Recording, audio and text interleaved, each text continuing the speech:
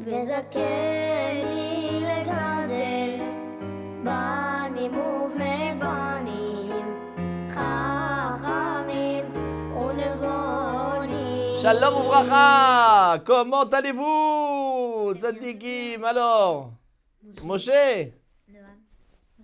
Ah, ça va, tout va bien. Vous êtes revenus nous voir. C'est magnifique. Donc, vous avez aimé la première fois. Ah, c'est bon, c'est bien. Baruch Hashem. Alors, aujourd'hui, on va parler de la Akedat Yitzhak. Est-ce que vous savez c'est quoi la Akedat Yitzhak? C'était le sacrifice qui a failli être fait à Yitzhak Avinu. Yitzhak Avinu, c'était le fils de Abraham. Abraham Avinu. Il a fait Béod. Et Abraham Avinu, alors là, il s'est passé quelque chose d'incroyable. Donc ils vont à Kadosh Baruch Hu, il dit, Abraham Avinu, tu dois partir et tu dois prendre ton fils et tu dois le sacrifier. Oh, Corbanola, comment? Le fils qui est né à 100 ans. Mais Abraham Avinu, voyage Kem Abraham Baboker. Il se lève au matin. À Kadosh Baruch Hu, il m'a demandé, je vais. Et il va en chemin. Et là,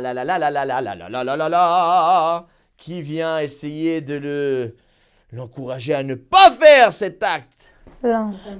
Ouais, il s'appelait le Satan. Le Satan, il vient chez lui. Et il lui dit, mais Abraham Avinu, mais qu'est-ce que tu fais? T'as perdu la tête.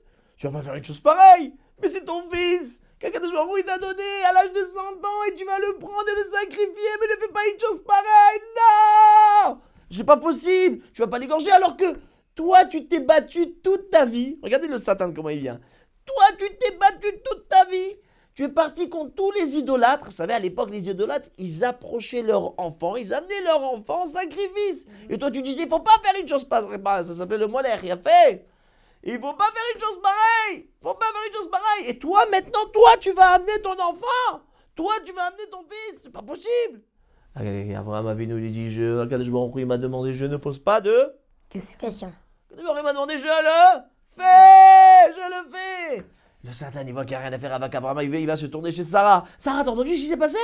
Ils vont prendre ton fils. Et après ça, il va chez qui? Il va chez Yitzhak Avinu. Il lui dit, regarde ce qu'il dit, ton père, il a perdu la tête. Regarde ce qu'il est en train de faire, il va te prendre pour faire la shrita. Est-ce que tu te rends compte ce qui est en train de se passer? Et tu sais ce qui va se passer?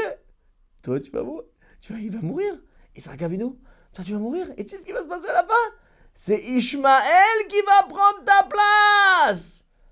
Et Yitzhak, il ne fait rien.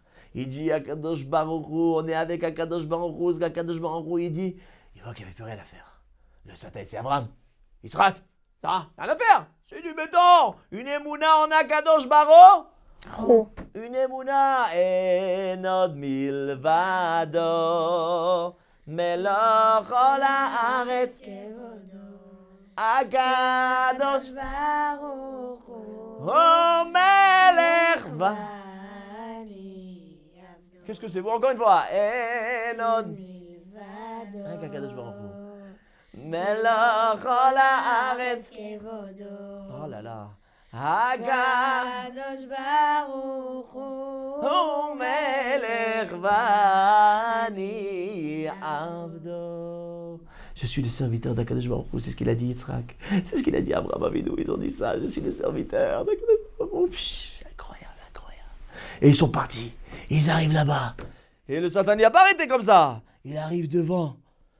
Ils arrivent dans le chemin et tout d'un coup, le Satan il met un fleuve devant. Il n'y avait pas de fleuve, tout d'un coup un fleuve énorme. Ils arrivent. Abraham Avinu et Yitzhak Avinu, qu'est-ce qu'ils disent? Oh, c'est on retourne à la maison. Est-ce qu'ils ont dit ça? On retourne à la maison? Oh, on y va! Et ils sont rentrés tous les deux. Et ils passent. Et ils arrivent là.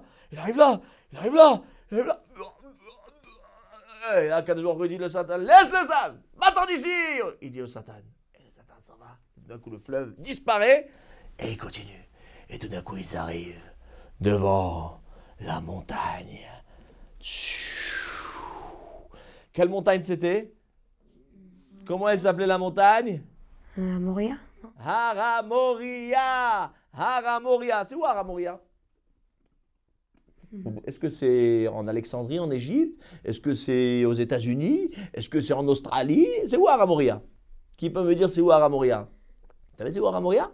Har HaMoria, c'est là où il y a le Beth Amikdash aujourd'hui. Là où, derrière le kotel, là où il y a le kotel, c'est là, c'est Har HaMoria. Mishéana le Avraham Avinu. Qui a répondu à Avraham Avinu? Behar HaMoria. Har HaMoria. Parce que là-bas il est arrivé. Et là-bas il arrive. Et il y avait qui avec lui? Qui était avec Abraham? Donc il y avait Abraham, Yitzhak. Mais il y avait encore deux autres personnes. Qui avait Les deux anges. autres personnes? Les... Oui, qui encore? Eliezer et Ishmael. Eliezer et Ishmael. Eliezer et Ishmael, ils étaient là. Eliezer et Ishmael. Et Abraham a venu, il s'adresse à Eliezer et Ishmael. Il leur dit, est-ce que vous voyez quelque chose là? Dans la montagne, est-ce que vous voyez quelque chose là? Eliezer, il dit non, rien du tout, une montagne, rien du tout. Et Ishmael, toi tu vois quelque chose? Tu vois quelque chose? Il dit non, rien du tout, une montagne, une montagne. Rien qu'une montagne, rien du tout. Ah ouais? Et Yitzhak, qu'est-ce que tu vois? Ah là là, je vois un Hanan, je vois une colonne de nuée, je vois une colonne spéciale de nuée, quelque chose de très spécial. Et il dit, alors viens avec moi. Et il arrive là-bas, il arrive devant Har HaMoria, il arrive pour faire la Akedat Yitzhak. Il a attaché, etc., etc. Je passe tous les détails. Et là, bien, il vient pour faire la shrita. Et là, Kadosh lui dit, Abraham, non! Et il fait pas ça. Et là, Kadosh Baruch Hu, il amène un autre. Et Baruch Hashem, il amène un korban à la place. Il a fait trouver là-bas un petit agneau, ouais, un haïl. Et il l'a amené là-bas, il l'a fait à la place du korban parce qu'il voulait faire un sacrifice à Kadosh Baruch Hu. Ça, c'est donner le don de soi. Ça, c'est pas chou donner. Ça, c'est Abraham Avinu. C'est ce qu'on appelle Messirut Nefesh. C'est donner le don de soi, se donner entièrement. Il y avait, vous savez, à l'époque après la Shoah, après la Shoah, vous savez c'est quoi? Il y a eu la Shoah qui était terrible. Après la Shoah, il y avait une famille là-bas qui avait tout perdu, toute la famille, etc. C'était catastrophique. Et malheureusement, ils ont tout laissé tomber. Et ils ne faisaient plus Shabbat, ils ne faisaient plus Fidit, ils ne faisaient plus rien du tout. Et ils ont grandi là-bas, à New York. Ils ont grandi là-bas aux États-Unis. Vraiment, ils ne faisaient rien du tout. Tout d'un coup, l'enfant, ils avaient un enfant, Baruch Hashem, ils se mariaient. Il y avait un enfant qui arrive à l'âge de bar mitzvah. À l'âge de bar mitzvah, il avait 13 ans. Et le père, il dit à son fils, bien qu'il ne faisait rien, mis à bar mitzvah, mais comme c'était quand même les 13 ans, il dit, je vais vous offrir un cadeau. Je veux t'offrir un cadeau. Le père, il dit à son fils, ce que tu veux, je t'achète. Ils décident de sortir ensemble, ils vont dans les magasins. Ils arrivent, ils passent de magasin en magasin. Et tout d'un coup, il y avait un magasin d'antiquité comme ça. Vous savez, c'est quoi? De judaïka, de juive, juive. Vous savez, toutes les choses comme ça, d'avant, etc. Et ils rentrent dans le magasin, et ils voient là-bas, le fils de 13 ans, il voit là-bas une Hanoukia. Une Hanoukia toute simple, ça veut dire qu'elle était fabriquée à la main, comme ça, en bois. Et il dit, papa, je veux cette Hanoukia. Le père, il dit, non, je t'ai pas venu pour ça pour obtenir une Hanoukia, moi je vais t'acheter moi, achète-moi, je sais pas moi, une PlayStation, un truc, dis-moi qu'est-ce que tu veux, mais tu vois pas, Hanoukia, c'est ridicule. Le père, il voulait pas qu'il rentre dans tout. Il dit, non, papa, tu m'as dit ce que tu veux que j'achète, tu m'as dit ce que tu veux, alors tu vas me donner, moi je veux cette Hanoukia. Il dit, papa, c'est pas possible, tu m'as dit ce que tu veux, alors voilà, donc voilà Hanoukia. Il dit, d'accord, ok, bon, viens, d'accord. Il va chez le vendeur, il lui dit, je vais acheter la Hanoukia. Il dit, monsieur, elle n'est pas à vendre. C'est-à-dire quoi, elle n'est pas à vendre? Je vais l'acheter. Je veux la Hanoukia. Il dit, monsieur, ça c'est quelque chose de très très ancien, c'est depuis l'époque de la Shoah. Il dit, comment? Je suis prêt à mettre le prix. Ce que tu veux. Et il discute jusqu'à qu'il a pris un prix fort et il a pris la Hanoukia et l'enfant il était heureux. Et il rentrait à la maison. Maman, regarde la Hanoukia ancienne! Ah là là, c'est incroyable! Et comme ça, passé de jours, il n'arrêtait pas de regarder comme ça. Il regardait de ce côté, il regardait de ce côté. C'était les choses. Et le jour de Hanouka est arrivé. Ils viennent pour... ils voulaient allumer la Hanoukia sur cette Hanoukia. Et l'enfant, sans faire exprès, il prend la Hanoukia et il trébuche. Et paf, il tombe. Et la Hanoukia, elle tombe et se décompose. En plein morceau. L'enfant, il commence à pleurer, il transpire. Non! Oh là là! Le père, il vient. Il dit, ne t'inquiète pas, mon fils, on va la raccommoder, on va ranger ça, ne t'inquiète pas. Et il commence à reprendre tous les morceaux, clac. Et en cherchant, Tout d'un coup, il trouve un bout de papier. Dans la Hanoukia, il trouve un bout de papier. Et il ouvre.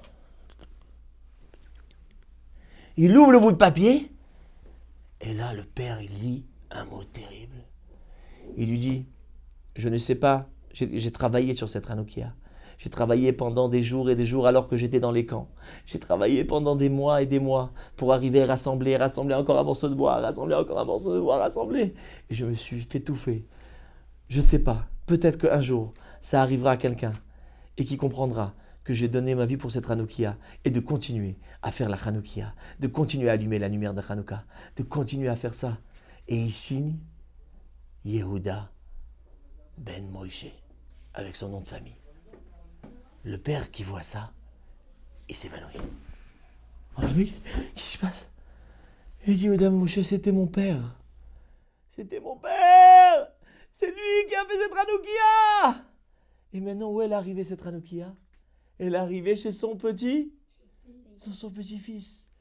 Il a tout fait. Il a fait Bémessirut Nefesh. Il était dans les camps. Il n'avait pas besoin de faire la Hanoukia. Mais il s'est battu. Et il l'a fait. Et il l'a fait. Et il s'est donné. Et à Kadosh Baruch Hu, il a fait Chesed. Regarde, tu as donné le don de soi. Tu t'es donné entièrement. Tu n'as pas dit, ah ben non, j'ai pas la panne. N'allez pas. Il a fait, malgré tout, malgré que c'était très fatigant, malgré que c'était très très difficile. Et ben il a mérité que son petit-fils, il a pris cette Hanoukia. Et ils ont arrangé cette Hanoukia. Et ils ont allumé la Hanoukia. Et Baruch Hashem, toute cette famille-là, le père, il a commencé à se renforcer, il commence à faire Shabbat, il commence à mettre les tefilines, et il commence à aller à des cours de Torah. Il a vu comment il y avait une Ashgara pratique. Vous savez c'est quoi Ashgara pratique? Ça veut dire qu'une Ashgara, qu'Akadosh Baruch Hu, il regarde des fois des détails qui reviennent. Tu crois que c'est rien par hasard? Il n'y a pas de hasard. En, shom, mikre, ba'olam. Il n'y a pas de hasard dans le monde. Il n'y a pas de hasard, il n'y a pas de hasard. Il y avait une fois, vous savez qu'à l'époque, aujourd'hui, on a tous des portables. Portable. Et tout ça portable. Mais à l'époque, il y a de ça 50 ans. Mais quand ils étaient dans une ville, comme ça, dans une petite shrona à Yerushalayim, pas très loin d'ici, et à la shrona à Yerushalayim, il y avait là-bas une personne qui avait une ligne de téléphone. Une ligne de téléphone. Et tous les gens qui étaient autour là-bas, tous dans le quartier, ils n'avaient pas de téléphone. Ça fait que toutes les personnes, ils venaient chez la personne, le monsieur. Et qu'est-ce qu'il lui dit? Est-ce que je peux... Il tapait. Est-ce que je peux faire... une série? Est-ce que je peux appeler au téléphone? Ouais? Qu'est-ce que t'aurais dit, toi? Bah ouais. Bon, ok, une personne. Après, le lendemain, encore une autre personne. Et après, le même jour, une autre personne. Et comme ça, tous les jours. C'est bon.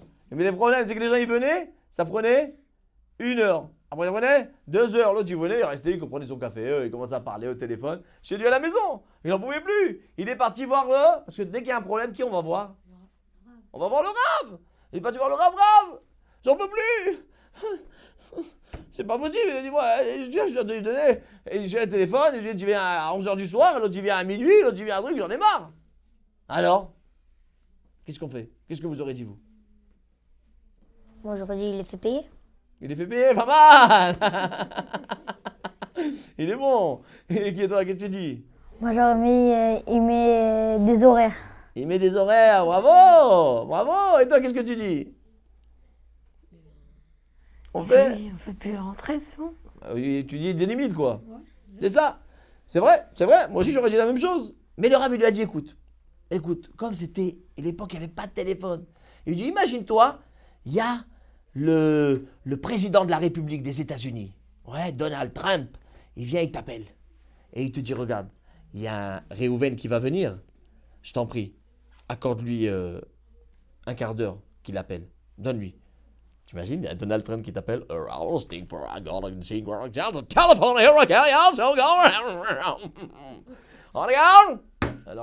dit, ok, pas de problème, même pas un quart d'heure, Donald Trump il m'a appelé. Et imagine-toi, d'autres possibilités. Il y a quelqu'un qui vient chez toi, il lui dit, tu sais, sur chaque minute de téléphone que quelqu'un il est chez toi, je te donne $500. Il y a quelqu'un qui vient chez toi, il est resté 1 minute, $500. Encore 1 minute, $500. Encore 1 minute, $500. encore 1 minute, $500. qu'est-ce que tu vas dire? Cool. Ah, cool, hein. Extra, super cool, ça vaut bien. Là, tu lui dis, tu veux rester autant de temps que tu veux, non? Ah, tu peux rester, pas de problème. 500, mais reste, c'est pas de problème, reste, c'est pas de problème. Ah, eh ben c'est exactement la même chose. La mitzvah, il faut que tu saches une chose, c'est plus que $500. Quand tu te fatigues, tu donnes de toi. Messirut nefesh, le don de soi, tu te donnes. C'est difficile. Oh, mais j'en ai marre, moi, j'en peux plus, moi. Mais il y a des millions qui tombent. De partout. Après, maintenant, tu verras. Là. Tu t'es fatigué, tu as transpiré pour la mitzvah. Ah, c'est pour ça qu'il dit, Raphaël Vital, il dit quelque chose d'incroyable. Quelqu'un qui fait une mitzvah, eh ben, quel jour c'est marqué dans la Gemara qu'on lui rallonge la vie. Et pourtant, tu vois des choses, je lui dis pourquoi. Il dit parce que la personne ne fait pas les choses avec la simcha. Il met les tefilines. Tu mets les tefilines, ouais. Tu mets les tefilines, je dis, oh, ça va, quand est-ce qu'on a fini là? C'est bon, quand est-ce que je les enlève? Tu fais la tefila? Ouais, bon, quand est-ce que fini la tefila? Tu mets une petite katane? Oh, il fait chaud, attends, c'est l'été, j'en peux pas, ça en a marre, attends, c'est fatigant, attends, le talit de katane, ça va, sympa, mais bon, ouais, bon. Mais non! Tu tombes 500, $1000, 500, tu imagines quelle recette? Ça, c'est l'Akadosh Baruch Hu qui te donne. Mais donne, c'est ça la Akedat Yitzhak qui nous a appris. C'est donner. Tu donnes le don de toi. Tu te donnes à fond, pourquoi? Pour la mitzvah. Et là, Akadosh Baruch Hu, il va te faire des miracles, il va te donner sans fin. Il va te faire du chesed avec toi et il va te donner encore plus. C'est ça ce qu'il faut remercier. Car c'est ça, c'est Akadosh Baruch Hu. Akadosh Baruch Hu qui nous donne et toujours savoir. אין עוד מלבדו. ולא כל הארץ כבודו. הקדוש ברוך הוא מלך ואני. Encore une fois. אין עוד מלבדו. ולא כל הארץ כבודו. הקדוש ברוך הוא מלך ואני עבדו. Torah Box, c'est la diffusion chaque jour de cours de Torah variés et innovants, adaptés à chacun. Grâce à une équipe investie et désireuse de diffuser la Torah à son peuple, des cours sont enregistrés chaque jour en studio, puis montés et diffusés. Avec des rabbinim de haut niveau, sur tous les sujets de la vie juive, paracha, pensée juive, halakha, couple, éducation, émouna, histoire juive. Et chaque semaine, une histoire exceptionnelle à raconter le Shabbat. De nouvelles émissions et débats innovants qui confrontent Torah et actualité. Des concepts de vidéos qui expliquent la halakha de manière ludique, divertissante et accessible. Et des programmes de Torah pour nos enfants. Torah Box, c'est du judaïsme sur mesure pour vous.